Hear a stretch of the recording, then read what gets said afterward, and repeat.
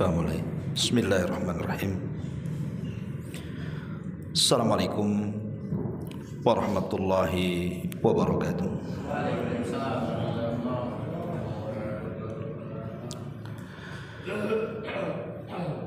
Alhamdulillah wassalatu wassalamu ala Rasulillah wa ala alihi wa sahbihi wa mawalah wa la hawla wa la quwata illa billahi wa ba'du. Alhamdulillah, segala puja dan puji hanya milik Allah subhanahu wa ta'ala. Salawat dan juga salam kita hadiahkan kepada Rasul kita Nabi besar Muhammad sallallahu alaihi wa ala alihi wasallam. Ma'asyiral muslimin wal muslimat yang dimuliakan Allah subhanahu wa ta'ala, pembahasan di malam hari ini masih seputar sholat kayaknya, karena saya pikir penting masalah ini untuk kita ketahui. Dan malam ini kita akan membahas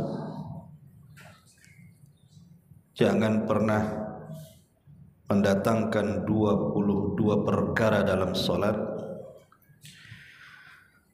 Kalau sampai kita lakukan, dipastikan sholatnya batal dan tidak diterima. Apa 22 perkara dalam sholat yang menjadikan sholat kita batal? Ini harus kita pahami, karena sholat itu aktivitas yang memang hari-hari kita lakukan, minimalnya 5 kali dalam sehari, belum yang sunnah-sunnah. Kalau sholat sebanyak itu setiap hari kita lakukan, kita tidak paham mana yang rukun, mana yang wajib, kemudian apa pembatal-pembatalnya, sehingga kita tidak bisa membedakan nantinya mana solat yang diterima, mana solat yang ditolak. Tidak memperpanjang muqaddimah karena banyak pembahasan, kita langsung saja 22 pembatal solat. Yang pertama, al-kalamu al-amdu, bicara secara sengaja dalam solat. Maka berbicara dalam solat yang di luar atau yang bukan perkara-perkara yang harus diucapkan dalam solat, artinya di luar daripada pembicaraan solat, maka dipastikan solatnya batal. Karena Nabi SAW mengatakan, inna hadhihi shalah la yasluh fiha syai'un min kalamin nas, innama hiya at-tasbihu wa takbiru wa qiraatul Quran. Sesungguhnya salat itu tidak boleh seseorang melakukan apapun dari ucapan manusia. Salat itu adalah tasbih, takbir dan bacaan Quran. Al-Imam Ibnul Mundhir rahimahullahu ta'ala mengatakan, ajma ahlul ilmi ala anna man takallama fi salatihi amidan wa huwa la yuridu islaha salatihi anna salatahu fasidah. Imam Ibnul Mundhir mengatakan, sepakat ulama bahwa orang yang bicara dalam salat secara sengaja, dia tidak menghendaki dengan bicara itu memperbaiki salatnya, maka dipastikan salatnya rusak. Dan ulama mengatakan aqallul kalam, paling sedikit bicara yang bisa membatalkan salat adalah ma takunu min harfaini, kalau sampai terkeluar 2 huruf. 2 huruf namanya ab, uf, ah, itu kan 2 huruf ya, alif ba ab ya.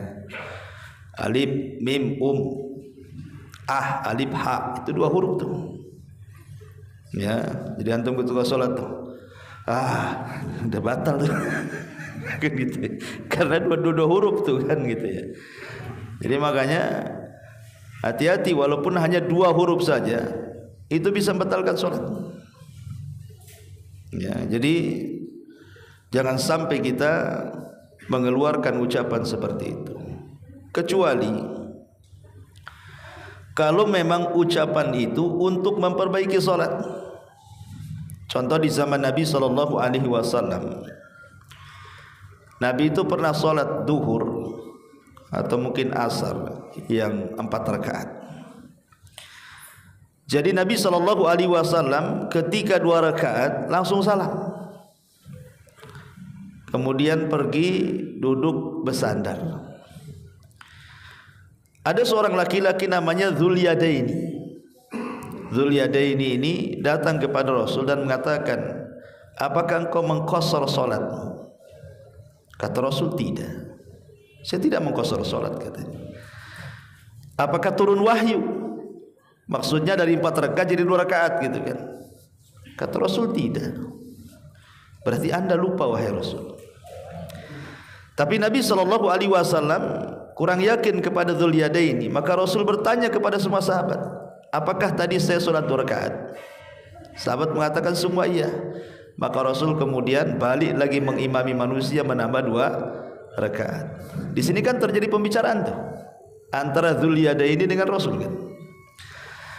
Lah kalau pembicaraan seperti ini tidak ada masalah, karena ini memperbaiki sholat. Memang Rasul lupa kan gitu, makanya diingatkan. Jadi ucapan-ucapan kalau maksudnya memperbaiki sholat tidak ada masalah, tidak ada masalah ya ini. Tetapi kalau seandainya ucapan dalam sholat itu sengaja dia mengucapkan dan ucapan itu bukan bagian daripada jenis sholat ya, jenis sholat itu maksudnya Fatihah, surat, tasbih, takbir, baca Quran kan itu ya, itu kan jenis sholat namanya. Tapi kalau di luar jenis sholat kemudian dia bicara walaupun hanya terkeluar 2 huruf, maka sepakat ulama batal salatnya. Taib, ini yang pertama. Yang kedua, al-dhahik wal qahqahatu. Al-dhahik wal qalqah. Dhahik itu artinya tertawa, qahqah itu sampai terbahak-bahak. Gitu disampaikan. Mungkin dia melamun, teringat apa gitu, atau ketawa sendiri gitu kan. Mungkin antum habis apa gitu kan, atau tengok cicak kawin ketawa pelantum lucu gitu kan. Maka kalau sampai tertawa dan mengeluarkan suara, apalagi sampai terkekeh-kekeh, maka batal sholatnya. Dari sini kata para ulama, jumhurul ulama mengatakan anna dhahika la yabtulu shalah illa idzan tadhama minhu harfan. Sebenarnya tertawa tidak membatalkan salat kecuali kalau terkeluar 2 huruf. Tetapi khusus tersenyum tidak batal salatnya. Kalau tersenyum saja tidak batal salatnya.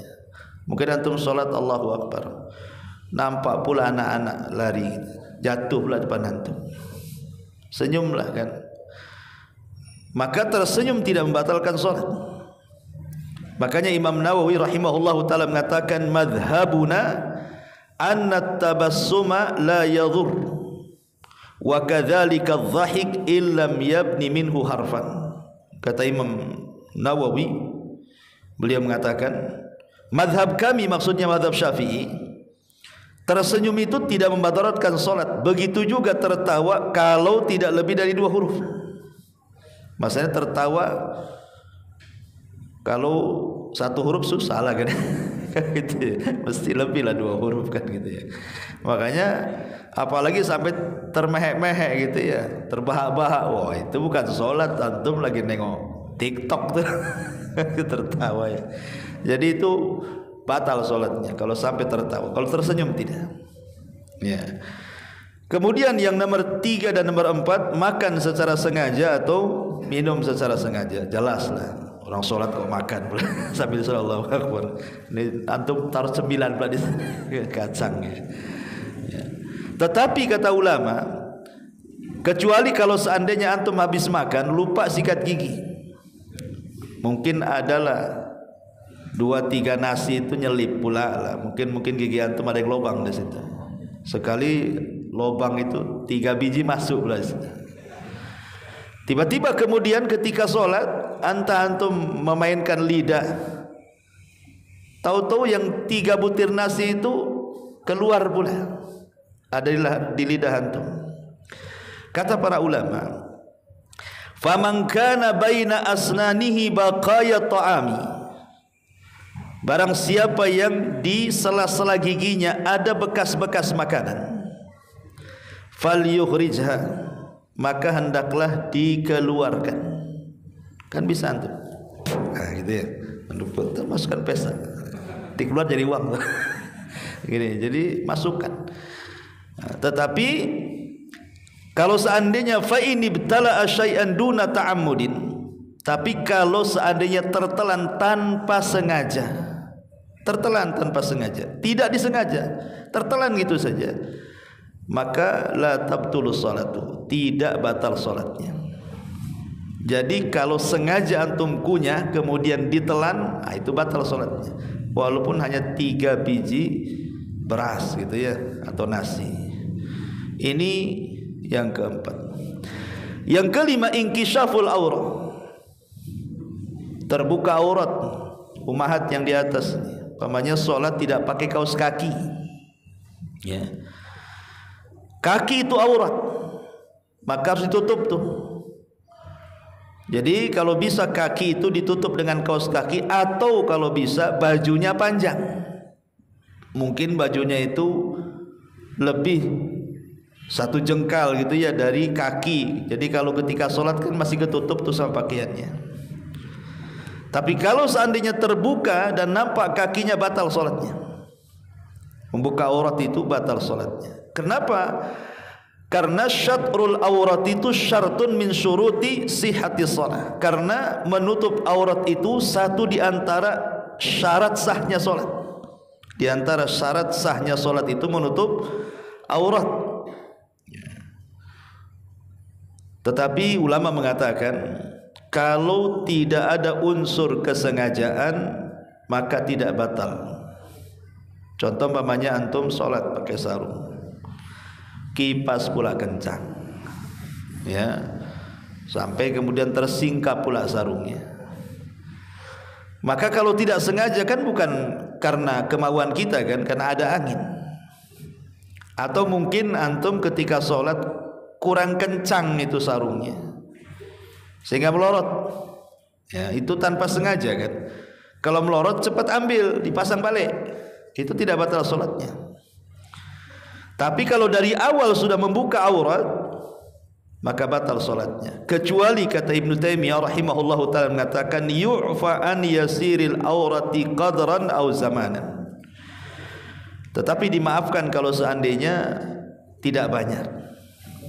Pemanya di celana dekat paha itu ada lubang kecil, ya kan, nampaklah sampai ke dalam lubang kecil, itu kan kecil saja, yasir kan. Tapi kalau seandainya besar, ya, membuka auratnya, maka dipastikan batal sholatnya.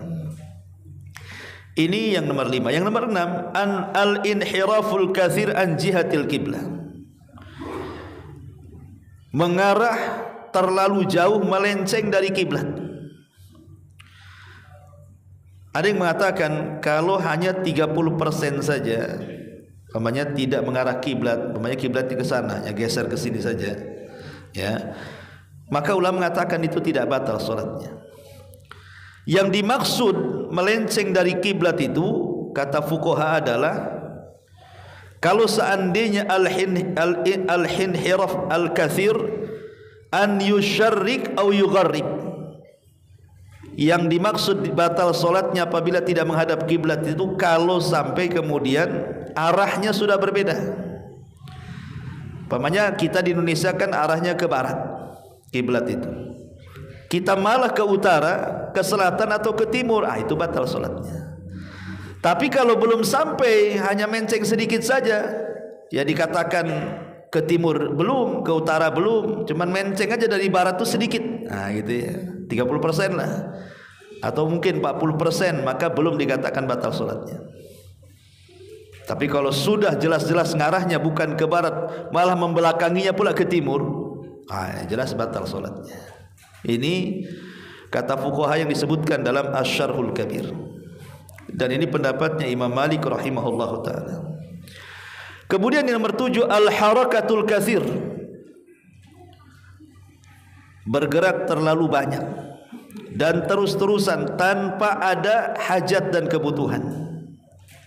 Ikhwan, kalau kita bicara bergerak dalam solat itu ada 5 perkara.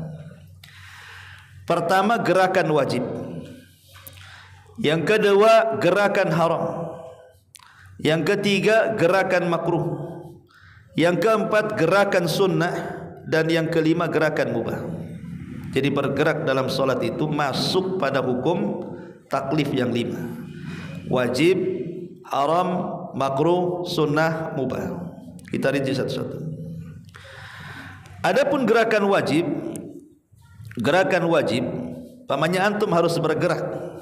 Dan gerakan ini bukan bagian daripada solat ya. Kita cerita bukan bagian solat. Kalau dalam gerakan solat ya sudah jelas, ruku, sujud kan bergerak kan gitu ya.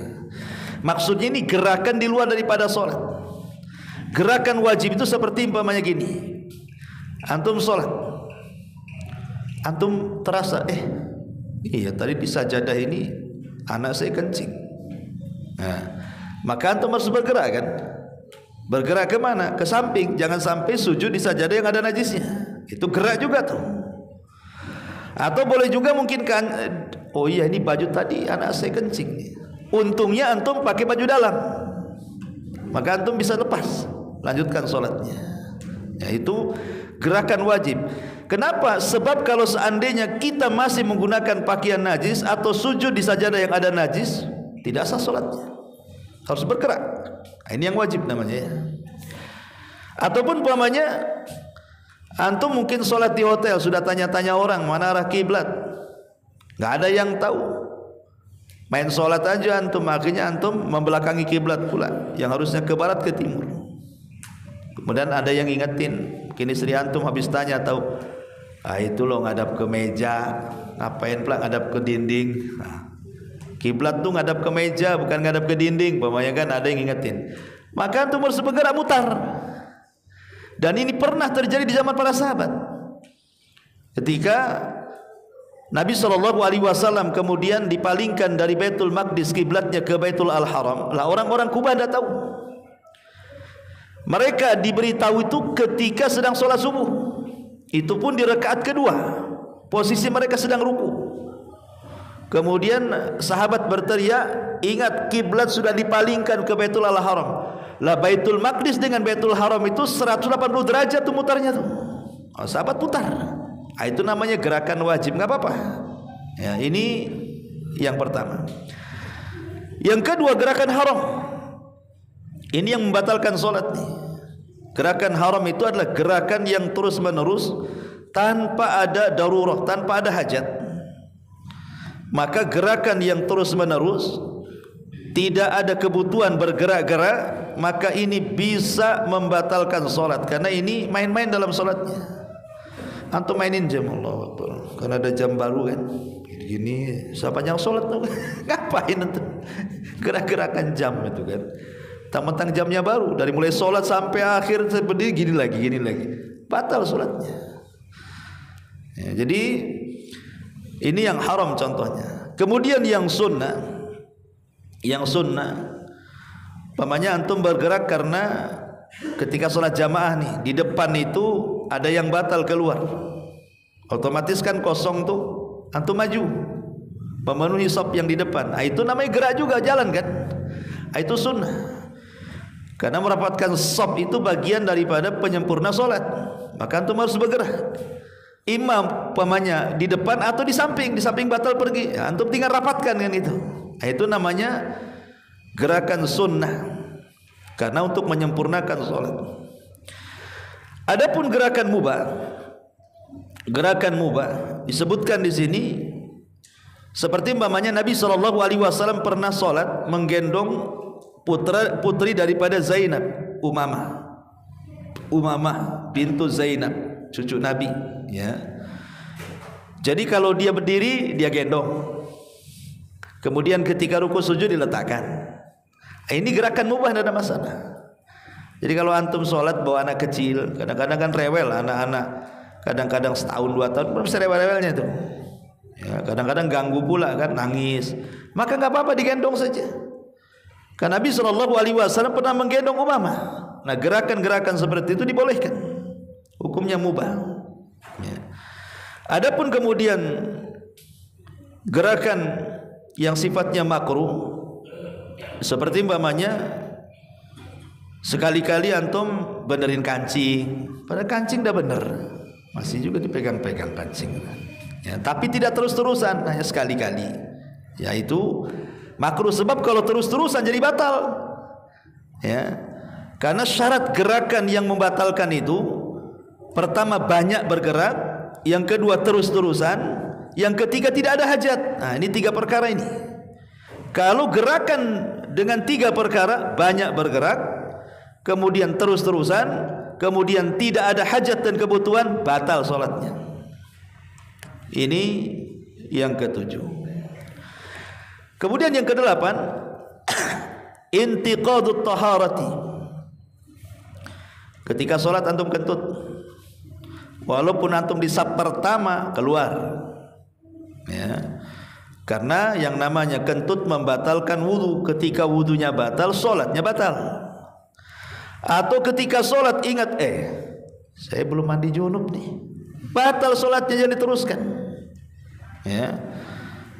Maka itu sepakat para ulama, pokoknya sholat membawa junub atau sholat membawa hadas, maka batal sholatnya, ulang sholatnya, ya. Ma'asyiral muslimin yang dimuliakan Allah Subhanahu wa taala. Kemudian yang 9, nomor 9, fihi an-najasatu fi thawbihi aw badanihi aw makanil musalli fihi. Jadi seseorang sholat, tadi saya contohkan pakaiannya ada najisnya, celananya ada najisnya, sarungnya ada najisnya, atau badannya ada najisnya, atau tempat sholatnya ada najisnya.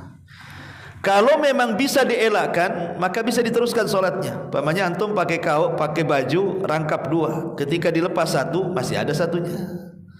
Begitu juga celana gitu ya, antum pakai celana 2, dilepas 1 masih ada celananya. Tapi kalau celana 1 dilepas 1, ya batal sholat. Batal, gimana caranya? Celana cuma 1, lupa pula tak ada celana dalam, masa dilepas ya? Aurat besarnya nampak kan gitu. Jadi kalau bisa dielakkan tidak batal sholatnya. Maksudnya kalau kita dibuka masih ada rangkapnya, tidak batal. Atau sejadah itu antum tinggal geser aja kan. Tapi kalau tidak ada rangkapnya, dibuka kemudian jadi telanjang, batal sholatnya. Ya ini yang harus dipahami. Tetapi ulama memberikan catatan, kecuali kalau antum ingatnya setelah sholat tidak batal, tidak perlu mengulang. Jadi habis sholat ingat, oh iya tadi anak saya kencing di celana saya, tapi antum sudah sholat. Ulama mengatakan tidak diulang sholatnya, dianggap sah. Jadi konteksnya yang ada najis itu ketika antum ingat dan ketika itu antum sedang sholat, itu yang jadi masalah. Tapi kalau sudah sholat baru ingat, maka fatwa ulama seperti Syekh bin Baz, Syekh Utsaimin mengatakan tidak batal sholatnya, sah. Kalau sudah ingatnya sudah sholat. Kalau ingatnya dalam kondisi sholat, itulah yang kemudian kalau bisa dielakkan maka bisa diteruskan, tapi kalau tidak bisa maka batal sholatnya. Kemudian yang nomor 10, al-buka li umuri dunya, menangis karena mikir dunia. Allah, mikir utang pula nangis antum, ya, mikir dunia. Atau mungkin istri antum baru meninggal, atau anak baru meninggal, atau istri suami baru meninggal, maka memang ulama memberinci. Kalau seandainya menangis itu memang tidak bisa ditahan, tiba-tiba menangis gitu saja, ya, di luar kendali kita gitu ya, memang kita sedih sehingga kita menangis, ya, maka ini tidak membatalkan sholat karena di luar kendali dia. Tapi kalau dia bisa tahan tangisan itu, kok masih juga nangis, ini yang membatalkan sholat nih. Tapi kalau nangisnya karena takut azab, mengingat akhirat, mengingat Allah, itu justru disunahkan. Karena Nabi SAW sebutkan dalam sebuah hadis yang disahihkan oleh Syekh Nasiruddin Al-Albani dari Abdullah ibn Sikhir radhiyallahu an. Jadi satu hari dia mendengar Nabi SAW menangis ketika salat. Maka dari sini kata Syekh Utsaimin rahimahullahu taala, al-buka'u inda qiraatil Qur'an wa inda sujudi wa inda du'ai min sifatis salihin. Menangis ketika membaca Quran, menangis ketika sujud, menangis ketika berdoa, itu termasuk tanda-tanda orang soleh. Dan berbahagialah orang bisa nangis ketika sholat. Tapi urusan akhirat, bukan urusan utang, ya, bukan urusan nggak masih ngontrak kapan punya rumah sendiri, bukan itu, ya, bukan urusan dunia.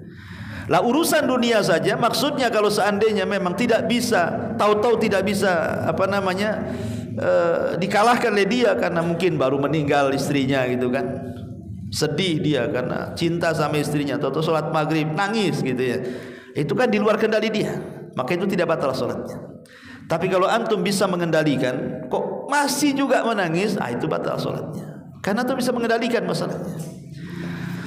Ini yang ke 10. Yang ke-11, badu aqsamis syukuk, atau antum ragu-ragu dalam salat.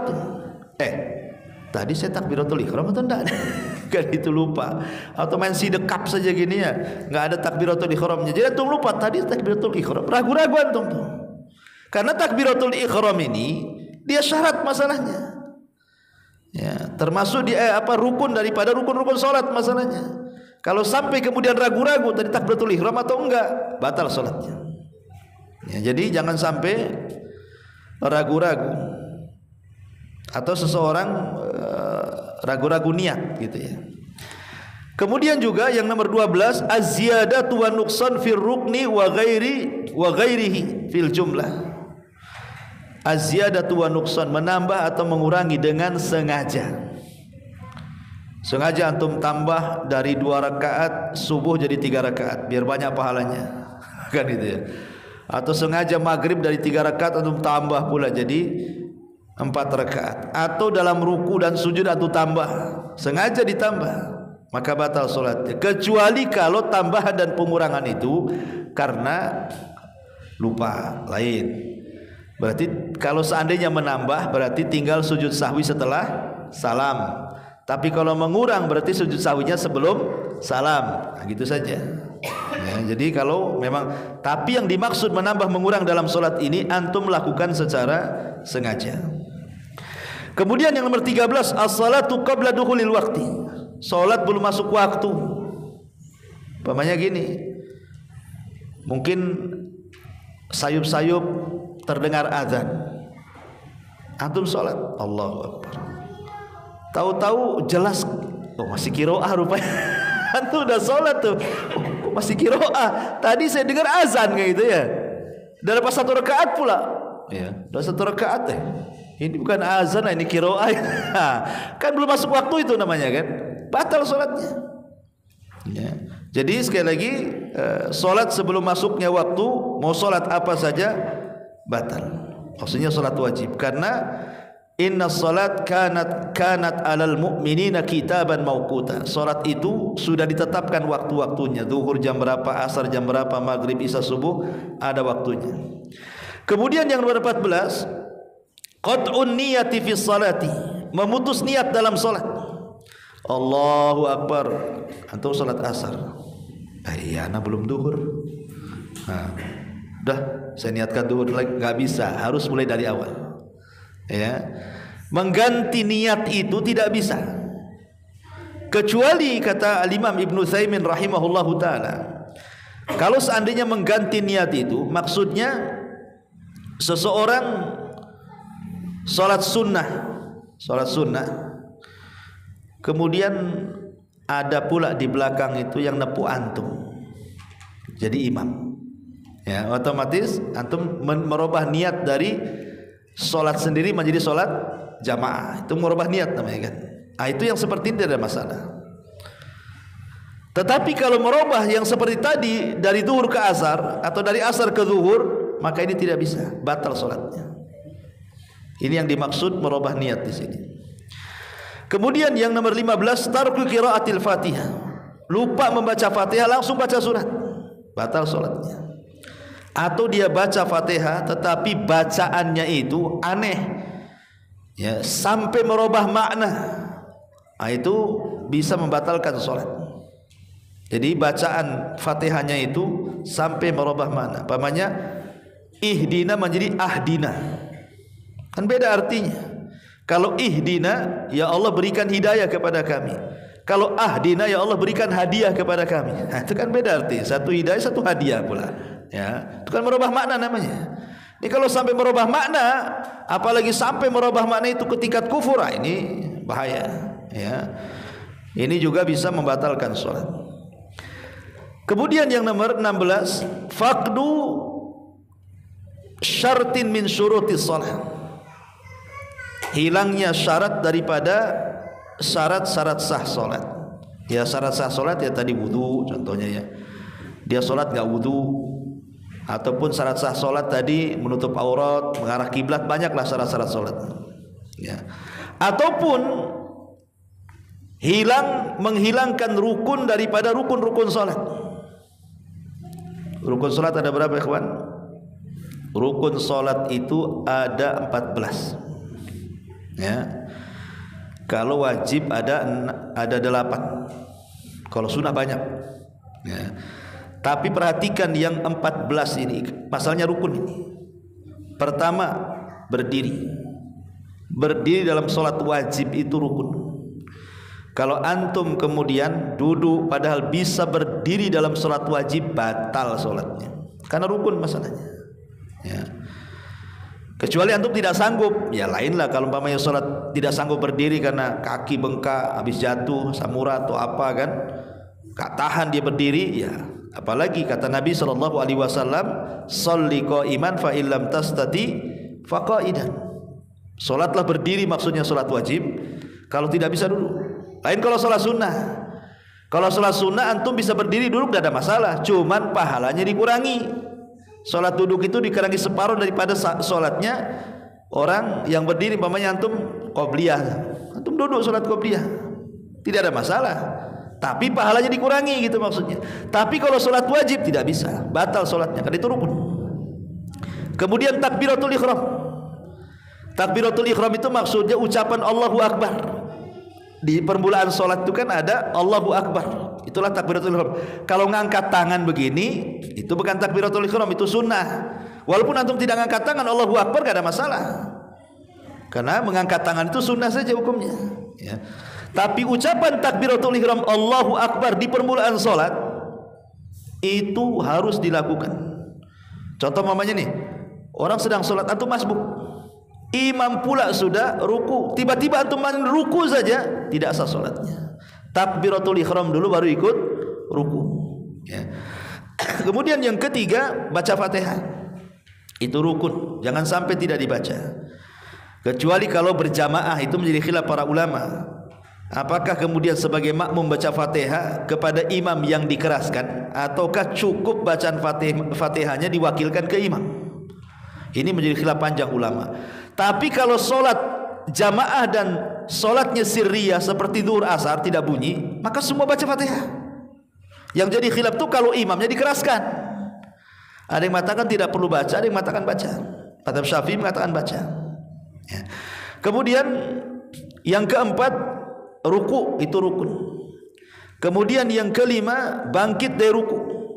Kemudian yang keenam, sujud dengan 7 anggota sujudnya, 2 kaki, 2 lutut, 2 tangan, kemudian dahi dan hidung. Kemudian juga duduk di antara 2 sujud, itu rukun, makanya perlu tumakninah tuh.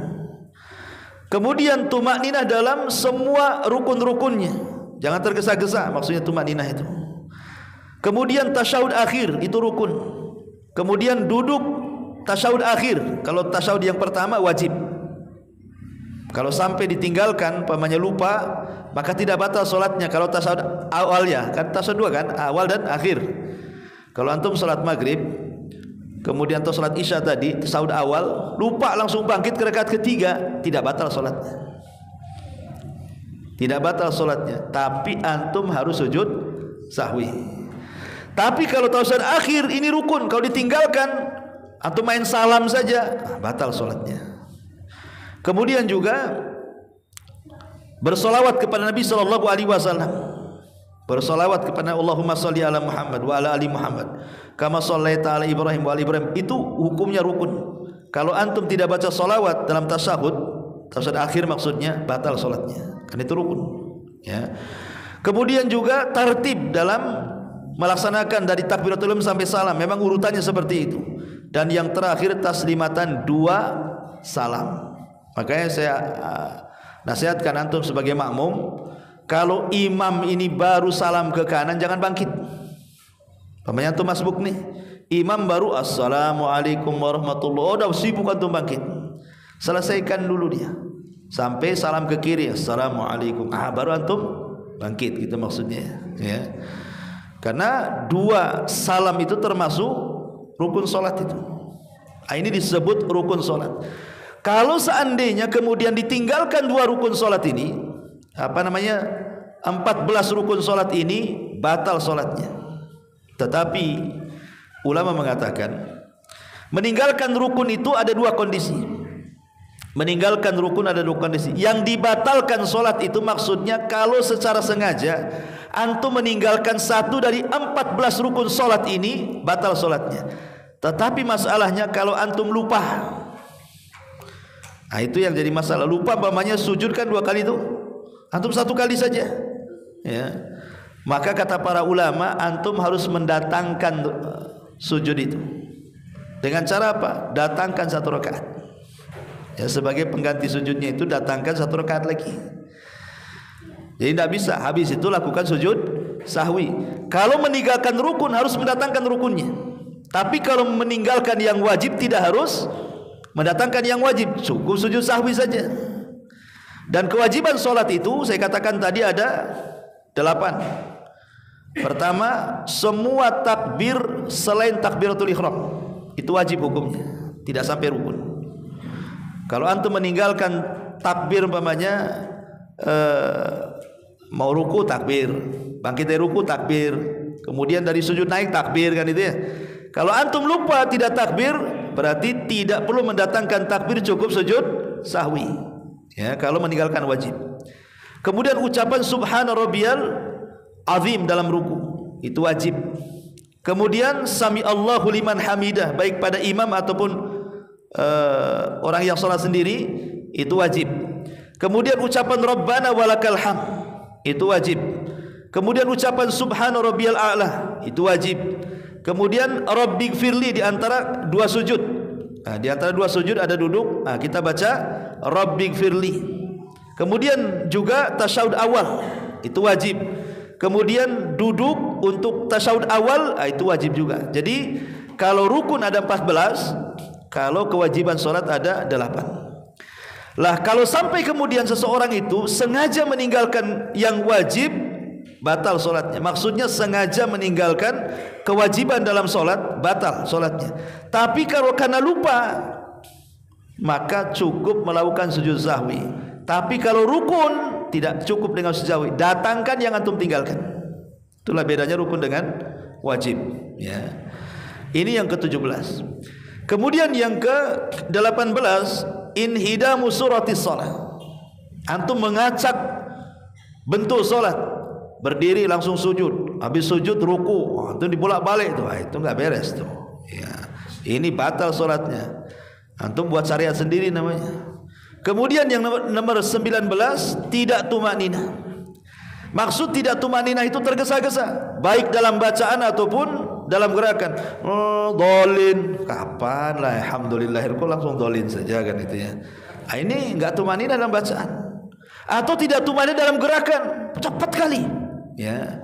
Tapi ulama membagi, kata Syekh bin Baz rahimahullahu taala, kalau memang imam itu cepat solatnya tapi kita masih bisa mengikuti rukun dan wajibnya, maka tidak batal solatnya.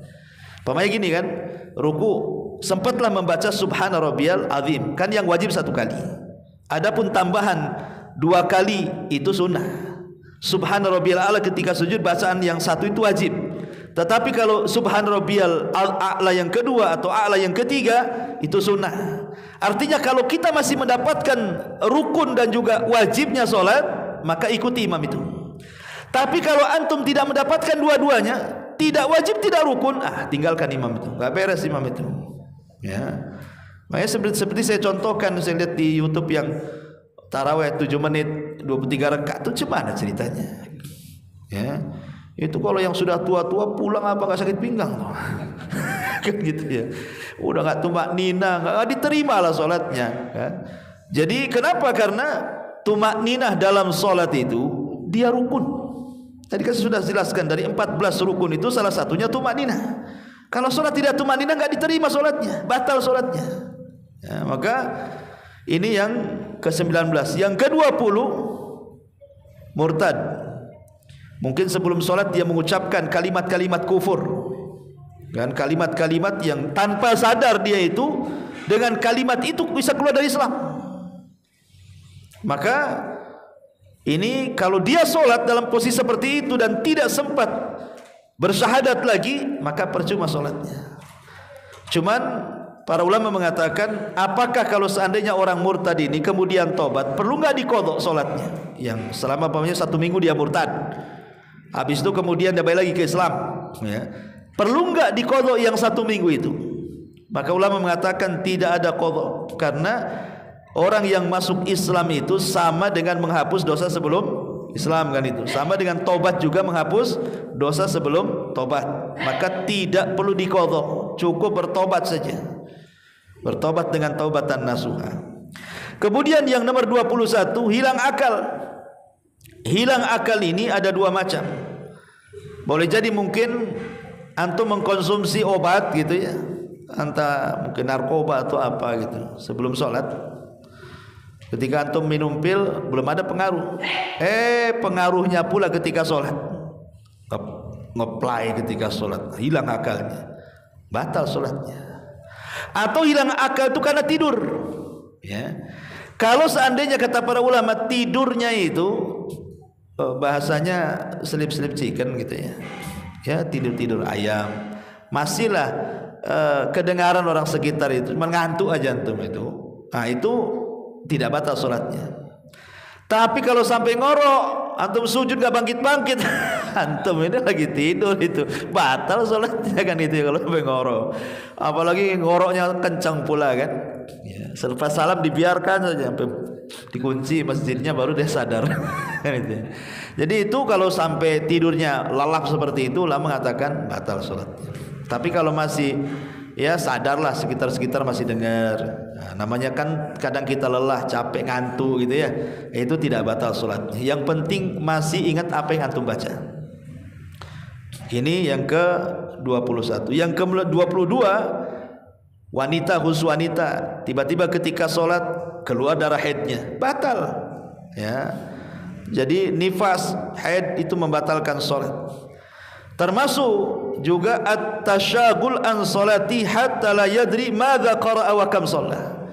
Atau dia disibukkan otaknya, ya, sehingga karena sibuknya lupa dia tadi baca apa, tadi berapa rakaat, ya gitu ya. Nah, tetapi kalau seandainya hal-hal yang menyibukkan itu hanya sekilas saja, kemudian antum kembali, maka tidak. Contoh, Allahu Akbar, terbaca pula tulisan kawan di depan tuh, partai nomor 2 urut apa ya kan, kan itu ya. Terbaca itu kan, namanya orang bawa pakai kaos di depan, kita pula terbaca. Nah, tapi habis itu antum tahu, Alhamdulillah, nggak beres ini. Dibalikin lagi, kata Syekh bin Baz tidak batal sholatnya. Kalau hanya sekilas gitu terbaca, enggak masalah. Tapi kalau antum baca satu-satu, ini seperti apa? Antum lagi dengan sholat, antum lagi sensus penduduk, kan itu ya. Nah, itu jelas batal namanya, karena antum bukan di sholat lagi baca-baca kaos orang. Jadi jangan sampai at-tasyagul lah. 23 ini saya tambah 23 perkara ini kalau antum datangkan dalam sholat, batal sholatnya. Batal sholatnya. Lah di sana ada yang disebut dengan makruhatus sholat. Tidak batal sholatnya, tapi makruh.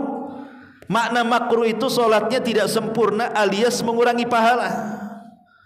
Ya, bisa menghilangkan pahala secara keseluruhan atau mungkin bisa menghilangkan pahala, mungkin 1/10-nya, 1/20-nya, dan begitu seterusnya.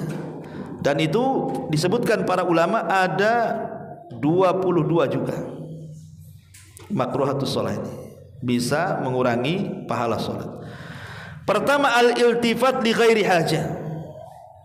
Seseorang menengok tanpa ada hajat. Ya, Allahu Akbar. Harusnya kan nengok tempat sujud. Itu untuk apa antum nengok-nengok kayak gitu? Ya, nggak ada keperluan. Lain kalau seandainya antum naruh tas dan ini masjid umum, bisa saja tas hilang kan? Jadi antum saking tergesa-gesanya, antum taruh tas di pinggir, antum sholat di sini. Ketika sujud takut kan? Kalau berdiri masih nampak lah. Kalau pas sujud ini kan susah, atau hilang pula. Ya, mau diambil jauh. Ya, maka sekali-kali menengok karena sebuah kemaslahatan dibolehkan. Ya, tapi kalau tidak ada kemaslahatan maka tidak dibolehkan, itu makruh hukumnya. Karena iltifat itu bagian daripada curian syaitan. Syaitan mencuri kekhusyuan kita. Kemudian yang kedua, raf'ul basari ila sama, mengangkat arah wajah ke langit. Salat antum ke langit ini, tengok. Ya, kok baru plafonnya? Jadi nggak boleh kita mengarahkan. Yang dibolehkan ketika saat berdiri dalam salat itu adalah mengarah ke depan atau ke tempat sujud. Tapi yang rajih ke tempat sujud. Tapi Abu Hanifah mengatakan ke depan. Ya. Kemudian yang nomor 3, iftiras adzira'aini fi sujud. Antum sujud seperti duduknya anjing, kan harusnya kan diangkat ininya nih, dijauhkan dari lambung. Antum gini pula gitu ya. Direbahkan begini kayak anjing kan. Nah, ini makruh, tidak batal salatnya, cuman makruh. Ya. Kemudian yang keempat, at-tahasyur. Tahasyur itu salat sambil tolak pinggang. Allahu Akbar. Nah, bukan begini, gini. Nah, ini makruh. Memang sah salatnya karena meletakkan tangan di dada ini hukumnya sunnah. Ya, jadi kalau antum salat gini, ini makruh, masuknya ke makruh. Ya. Namanya tahassur. Kemudian yang nomor 5, an-nadharu ila ma yulhi. Melihat kepada sesuatu yang bisa melalaikan salat. Antum perhatikan sajadah, ini enggak beres, ini yang gambar masjid ini kok kubahnya panjang sebelah kan, itu perhatikan dari sajadah itu. Makanya kalau bisa sajadah itu jangan ada gambar-gambarnya, nanti kemana-mana pula kan. Atau antum naruh kunci di situ kan, terbayang apa kuncinya kok kayak gini ya, gitu ya. Jadi memandang hal-hal yang bisa melalaikan itu bisa mengurangi pahala, makruh. Kemudian salat ila ma yushghil, salat di tempat yang bisa menyibukkan antum.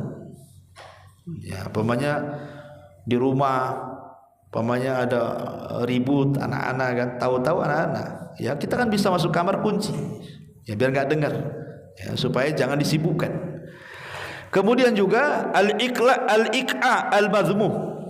Iqa itu kalau antum duduk di antara dua sujud, kakinya seperti ini. Nanti antum duduk di atas tumit. Itu iqa yang benar. Ada iqa yang tercela itu kalau antum umpamanya memisahkan kaki, pantatnya pula di tengah-tengah. Merebahkan pantat ke tengah-tengah, kakinya seperti ini kan. Itu enggak boleh, makruh. Yang betul itu dirapatkan, antum duduk di atasnya. Nah, itu iqa yang sunnah, dan itu sunnah yang mahjurah, yang jarang dilakukan. Ya, tapi maksudnya duduk di atas tumit. Tapi kalau tumitnya antum merenggangkan, pantat antum pula di tengah-tengah, itu yang tak boleh. Itulah yang makruh maksudnya di situ. Itu namanya iqa al-madmum. Kemudian abasul musalli bi jawarihi. Ya, mungkin sesekali antum mainin janggut, mainin kancing, tapi tidak berterusan gitu maksudnya. Kalau terus-terusan ya batal. Nah, kalau sekali-kali maka tidak batal, tapi makruh. Ataupun tasbik al-asabi. Tasbik asabi itu begini. Nah, tetapi sebelum sholat. Umpamanya antum masuk ke masjid, ya sudah azan, kemudian menunggu qomat, antum pula gini. Nah, ini makruh hukumnya, tak boleh. Ya, mendingan gini kan bisa. Atau gini antum kedinginan. Ya, enggak ada masalah, tapi jangan begini. Ini tasbik namanya.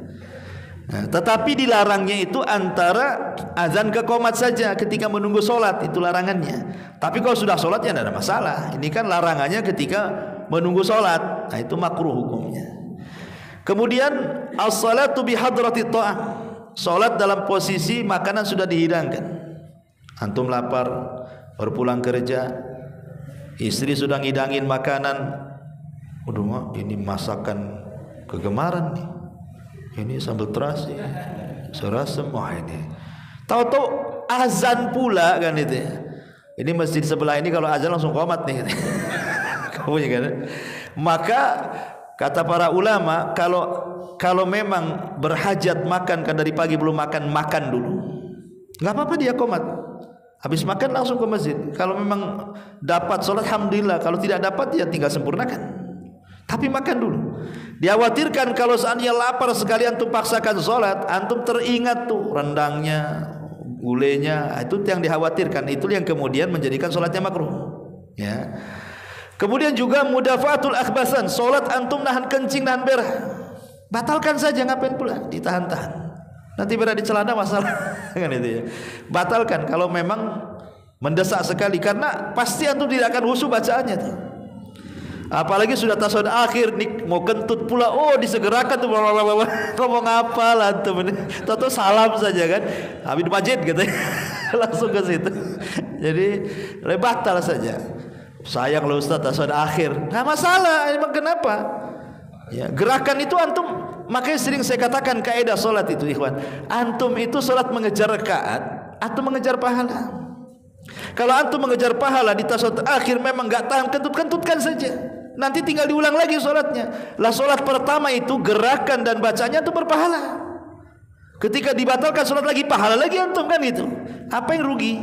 Memang harus seperti itu karena itu makruh hukumnya. Apalagi pura-pura tak tahu, udah keluar main teruskan aja. Aduh bahaya tuh. Udah tahu keluar masih jadi terusin kan itu. Nah, ini juga bermasalah. Kemudian juga busaqul musolli amamah, meludah ke arah. Namanya antum tadi saya contohkan ada nasi keluar. Anda boleh kayak gitu. Ya, enggak boleh gitu. Harus ke kiri. Nah, gitu. Kalau mau meludah, membuang beras tadi atau nasi yang sisa-sisa mau dibuang, diludahkan ke kiri, jangan ke depan. Ya. Karena ini hukumnya makruh. Kemudian nggak boleh juga ke kanan, ya. Jadi nggak boleh ke kanan, nggak boleh ke depan, hanya dibolehkan ke kiri saja. Kemudian juga kasfus sya'ri. Ya, sholat nggak pakai penutup kepala, nggak pakai kopiah, nggak pakai songkok bahasa kitanya ya. Ini sebagian ulama mengatakan makruh hukumnya. Kemudian aksur ra'si fi shalah, mengikat rambut dalam sholat. Umpamanya ada laki-laki itu panjang rambutnya, diikat gitu ya, kemudian sholat, makruh hukumnya. Ya. Kemudian juga taghtiyatul fami fi shalah. Ya, menutup mulut dengan masker ketika sholat, kecuali waktu Covid itu darurat. Ya, tapi kalau sudah tidak ada Covid masih juga antum pakai masker kan itu makruh hukumnya. Ini juga disebutkan oleh para ulama. Kemudian yang 16-nya as-sadlu fi shalah, memasukkan tangan dalam baju. Karena ini kan sudah jelas nih jalan tangannya, antum masukkan tangannya ke dalam sini. Gimana gerakannya, susah kan itu ya. Nah, itu sadel namanya. Itu makruh hukumnya. Ya. Kemudian taksisu makan minal masjid lis shalah, mengkhususkan tempat di masjid untuk salat. Di sebelah sini khusus saya. Setiap ada orang itu diusur, itu tempat saya, itu kapling saya. Itu udah keluar itu surat PTO-nya tuh. Kan itu. Jangan direbut. Itu mengkhususkan tempat di masjid makruh, enggak boleh. Bahkan dikatakan bid'ah oleh para ulama. Kemudian juga al-i'timad 'alal yad fil julusi fi shalah. Seseorang kemudian ketika duduk dalam salat, antum gunakan tangannya untuk menopang, ya, menopang ke tanah supaya ditopang gitu ya. Menopang dengan tangan ketika duduk, maka itu makruh.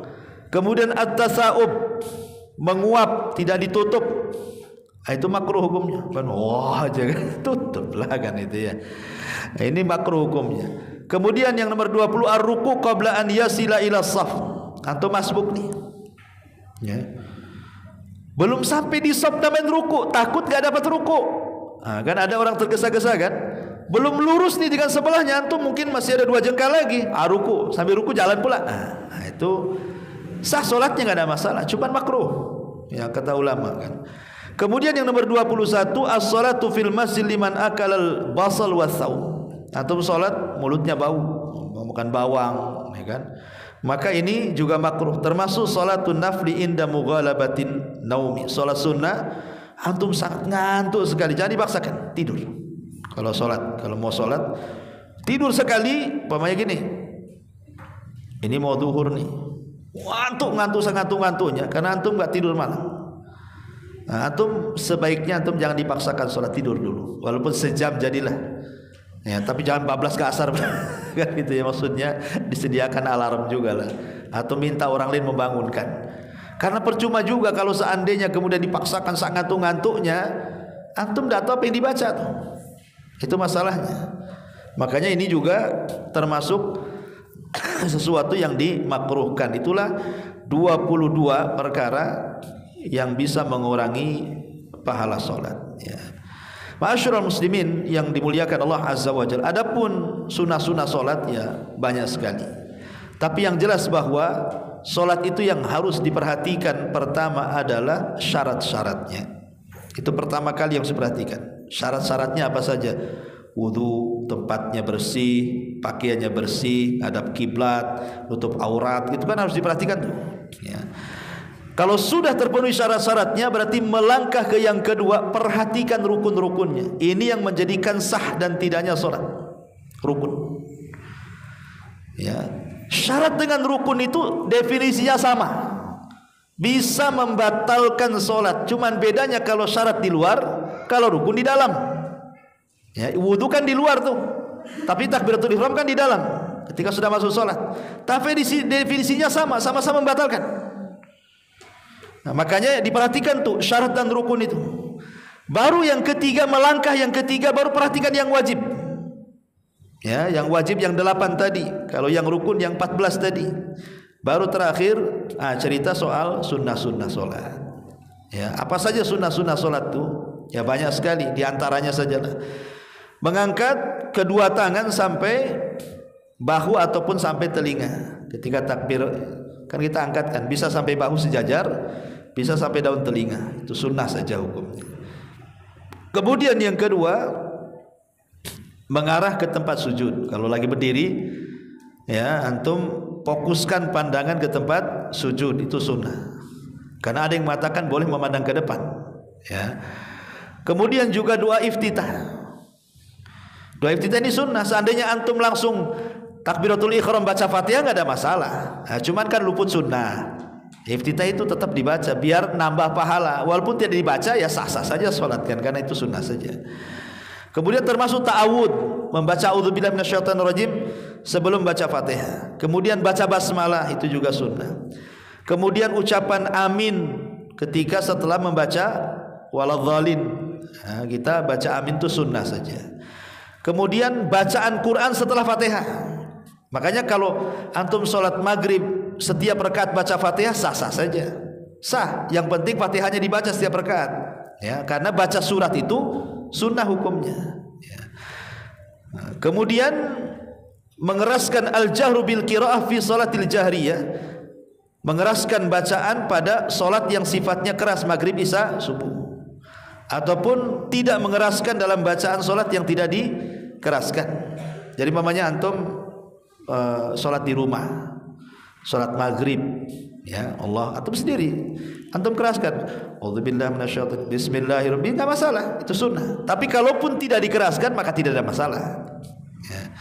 Kemudian juga wad'ul yadaini mufarrijatai al-asabi inda rukbataini ka'annahu qabidun 'alaiha. Ketika ruku antum merenggangkan tangan seperti ini, dipegang lututnya, direnggangkan, jangan begini, direnggangkan. Nah, gitu ya. Itu sunnah hukumnya. Ya.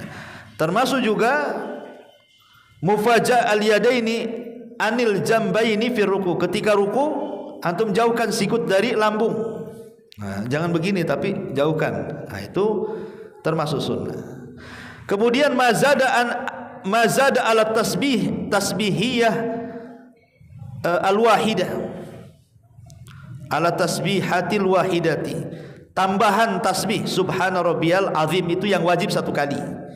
Kalau antum mengulang sampai 3 kali, berarti yang 2 sunnah, yang 1 wajib, gitu ya. Subhana rabbiyal a'la juga sama, yang 1 itu yang penting, yang 1 subhana rabbiyal a'la itu yang pertama, itu yang wajib. Adapun subhana rabbiyal a'la kedua, subhana rabbiyal a'la ketiga itu sunnah saja, ya. Kemudian juga menambah istighfar dalam duduk di antara 2 sujud. Duduk di antara 2 sujud kan paling pendek bacaan Allahumma gfirli, Rabbighfirli, itu yang wajib 1 kali. Kalau umpamanya antum mau 3 kali enggak apa-apa, Rabbighfirli, Rabbighfirli, Rabbighfirli, kemudian sujud lagi, itu yang paling pendek bacanya, ya. Maka itu sunnah saja. Termasuk juga istiqbalul qiblah bi atrafi asabi'il yadaini wa rijlaini inda sujud. Mengarahkan jari-jari ini ke arah kiblat ketika sujud, ataupun jari-jari kaki yang antum tekuk itu ngarah kiblat, maka itu juga termasuk sunnah. Kemudian memperbanyak doa ketika sujud, itu sunnah. Umpamanya antum setelah membaca subhana rabbiyal a'la 3 kali, selebihnya antum doa, atau doa itu sunnah. Kemudian juga iftiras, duduk iftiras gitu ya. Pada di antara duduk di antara 2 sujud atau dalam tasyahud awal, itu juga sunnah. Kemudian juga duduk istirahat sebelum bangkit dari sujud ke atas. Kan ada kan duduk istirahat kan, habis mau bangkit kan duduk dulu, kemudian naik. Tapi kalau habis sujud langsung berdiri pun tidak ada masalah, karena duduk istirahatnya itu sunnah saja. Tapi bagaimanapun sunnah ya ada pahalanya lah, jangan sampai ditinggalkan, ya. Kemudian melihat telunjuk nih ketika tasyahud. Antum ketika tasyahud kan antum mengisyaratkan tangan. Lah ketika membaca doa, pandangan antum ke telunjuk nih. Ini hukumnya sunnah. Tapi kalaupun pandangan ke sana pun tidak ada masalah. Tapi kalau ingin dapat pahala, arahkan pandangan ke telunjuk ini. Itu sunnah hukumnya, ya. Kemudian doa dan juga ta'awud dari 4 perkara sebelum salam, seperti Allahumma inni a'udzubika min adzabi jahannam wa min adzabil qabri wa min fitnatil mahya wal mamat wa min syarri fitnati masihid dajjal. Ini sunnah saja. Termasuk doa setelahnya juga sunnah. Pemanya antum doa Rabbana atina fid dunya hasanah fil akhirati hasanah wa qina adzabannar, kemudian salam, itu sunnah saja. Tambahan doa di akhir ini. Kemudian al-iltifat yaminan wa shimalan fi taslimataini. Antum menggerakkan muka ketika salam, itu sunnah, ya. Yang rukun itu bacaan assalamu alaikum, itu salamnya yang rukun. Tapi antum menengoknya, itu sunnah, ya. Seandainya tidak nengok pun, assalamualaikum warahmatullahi wabarakatuh, gak ada masalah kan. Tapi kalau antum sambil nengok, assalamualaikum warahmatullahi, assalamualaikum, itu nengoknya itu sunnah. Tapi ingat salamnya itu rukun. Jangan kemudian belum salam antum selesai sholatnya. Gitu. Ini tergesa-gesa belum salam main berdiri langsung pergi saja, tidak sah sholatnya. Ya, ini juga di antara dan banyak lagi sunnah-sunnah sholatnya. Ini secara rangkuman. Kalau saya jelaskan secara rinci fikihnya tidak akan selesai. Tapi inilah rangkuman mulai dari pembatal-pembatalnya, kemudian makruh-makruhnya, rukun-rukunnya, syarat-syaratnya, wajib-wajibnya, dan sunnah-sunnahnya. Inilah global daripada sholat yang kita lakukan. Wallahu a'lam bishawab. Ini yang bisa saya sampaikan.